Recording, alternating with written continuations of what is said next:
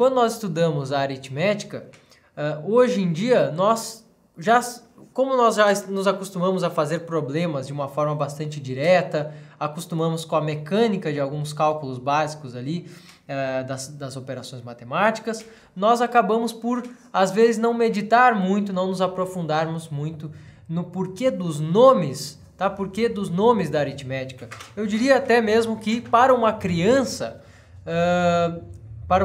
pequena que queira aprender algo de matemática, não seja necessário adentrar nesse tipo de questão, né, sobre quais são os dois tipos de quantidade, como diferenciamos um número de uma unidade, de uma classe ou qualquer coisa parecida. Isso não nos interessa por enquanto, porque inicialmente nós precisamos ter algum contato com essas operações de uma forma mais direta, ou até com os números, né?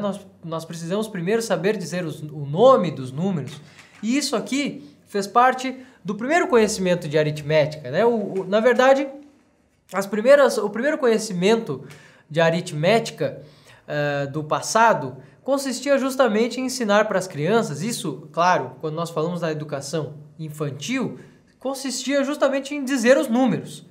Vamos contar até 10, né? E nós temos essas perguntas aqui para nós começarmos a falar um pouco da história básica da aritmética.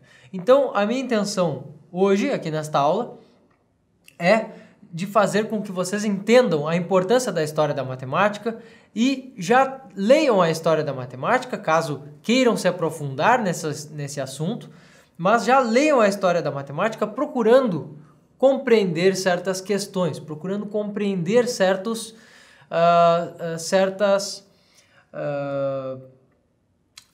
problemas que a matemática tem, né? Certos problemas que a aritmética tem no início, ou que a formação disso teve ao longo da sua formação, né? Ou seja, nós não temos no início no início das artes, no início da formação dessa disciplina, tem muitas coisas que não estavam prontas. Isso parece óbvio, mas não é tão óbvio assim, na medida em que nós usamos algo que está já consolidado, nossos próprios símbolos. Lembrando que nós temos os nossos próprios símbolos para os números hoje, e nós nem questionamos muito a respeito dos símbolos do passado. Nós simplesmente na escola aprendemos, existem aqui os símbolos numéricos que nós temos, 1, 2, 0, 1, 2, 3, 4, 5, 6 e assim por diante, né? Como escrever 10, 20, 30, 40, 50, 100, 200 e assim por diante, como escrever os números, nós aprendemos isso, e nós aprendemos também a escrever um pouco de números, né? A escrever ali os algarismos romanos. E depois nós não aprendemos mais nada a respeito de algum sistema numérico ou da diferença que isso poderia ter. Tá? Isso já vira uma questão passada, batida, e parece que as coisas sempre foram assim. E na verdade as coisas nem sempre foram assim, e mesmo que não tivéssemos antigamente, né? Mesmo que os antigos, lá de talvez até 3000 a.C., não tivessem esses símbolos, a matemática vivia e acontecia, e eles descobriam tantas coisas quanto nós sabemos hoje, e talvez até mais algumas que nós nunca mais tenhamos visto, justamente por não dar atenção a alguns problemas que talvez tenham tido nesse passado distante. Então, a nossa pergunta é: como os primeiros homens calcularam? De que modos os primeiros homens fizeram as suas contagens? E lembrando que isso aqui também pode ser uma questão pedagógica, pessoal, né? Quem quiser, por exemplo, quem quiser aprender mais matemática, quem acha que não tem talento para isso, talvez meditando a respeito desses problemas que podem surgir ou dessas práticas iniciais, talvez tenha uma ideia melhor de como melhorar isso na própria vida, né? Como entender melhor a matemática, como seguir aqui, como seguir fazendo exercícios ou aprendendo outras partes daquilo que não sabe, dos conteúdos de aritmética ou outros conteúdos da matemática.